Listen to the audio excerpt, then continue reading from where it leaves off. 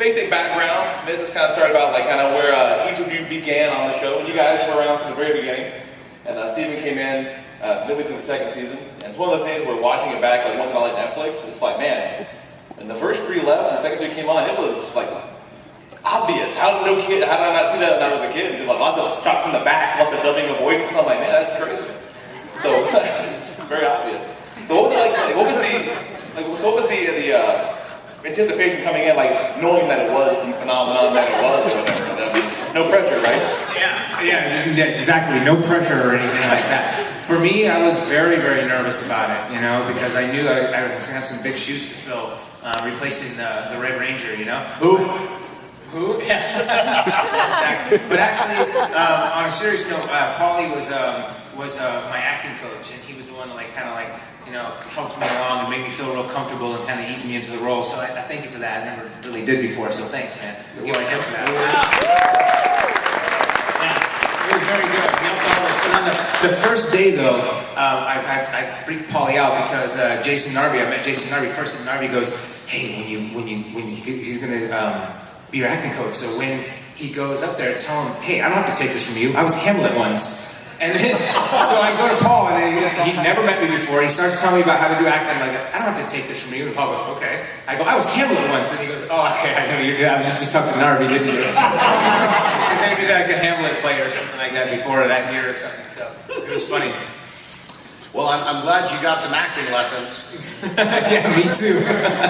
You know, I mean, when you're dealing with folks that have just, you know, been given a role, been asked to move their home, so suddenly you got your dream, boom.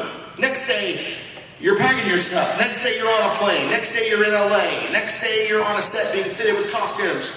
Like, it was like a week. And these people, like, they were introduced to us, okay, these are the three new actors. This is Johnny, and Steven, and Karen. And these guys were like, It was a little deer in the headlights, man. Really. Dude, I mean, what's it got to be like? Because your experience was different than mine or even Paulie's. I mean, because you came into a franchise that was already freaking huge. So how intimidating must that have been? It was very intimidating. Like I said before, I mean, I knew, you know, I knew that first of all there was going to be a lot of like upset people that, you know, Austin was just gone out of the blue all of a sudden to the peace conference or whatever. So I was nervous about it, you know. High school peace conference. And it was always like a threat later on too. It's like, hey, you better watch yourself or you're going to be going to the peace conference, you know. Get back in line, you know? it's like the mafia. You know, You're gonna go to the peace conference. Sorry, you can't find Vito. We said at the peace conference, you know, 6 feet under the Oh, look over there! Thank you. It's the United Nations under my feet. You know, it's funny though, one thing we probably was talking about, like when we first came back, or first got on the show, you know, we didn't even actually get to go back home. They flew us out, and we hadn't got the part yet. They flew us out to meet the producers, and if we didn't get the part, they were going to fly us back home. But when we got the part, they're like, oh, and by the way, we have to start filming right now. I'm like, well, we don't have any clothes. They're like, you have to have your parents mail you your clothes. So we had to have our clothes shipped to us. We had to start filming that fast. So it was all within like 4 days. Like my whole life turned completely around because I was 19, no, I was 20 years old, and I was living in the back of a karate school. At the time, I had a bed back there in the back of my karate school, and I went from living in the back of a karate school to being on the #1 kid show in the world in like 4 days. So it was really strange. Yeah. It was slightly different for Paulie and I, whereas with Steve, they said, your parents had your clothes, you don't, you need to get your clothes. When we signed our contracts, or were going to sign our contracts, they said, we have your parents signed, or you never see them again. I don't know, that might have been a bonus for me.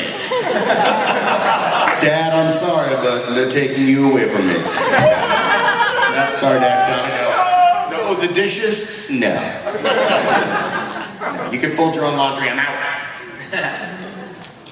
What are you doing? There's a lot of wires. Hey, now take it easy. There's a lot of wires. No, You know how I feel about wires. I said in my contract, no wires, and they're everywhere. So, you know, over the last couple of years, because of the 20th anniversary of the Power Rangers, we have been doing a lot of convention appearances. So you guys know those, like, hilarious rock and roll riders, where people are like, no green M&Ms, or, you know, just like ridiculous kind of things. Well, we decided to, we want to put something in our contracts that's cool. We want a couch. We want a couch that we can destroy. So we're like, not a rental, a couch. So over the last couple of shows, we have inaugurated the Couch of Doom and the Couch of Doom 2. And we've left a pile of kindling and fuzzy stuff.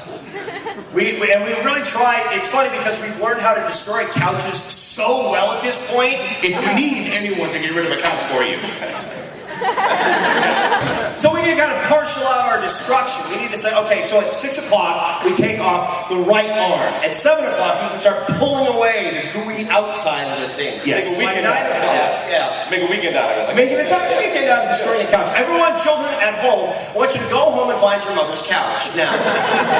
And at the end, we're ripping the upholstery off, the faux leather, and we're like signing it and handing out little squares of it to people. And we're like, I even jumped in on the action too. I have pictures of it, man. I was there. That's right. Yeah. And then by the end of the day, like, it's funny because then we come back the second day, and clearly people have been there over the middle of the night because the couch is up on cinder blocks, and there's like no upholstery anymore.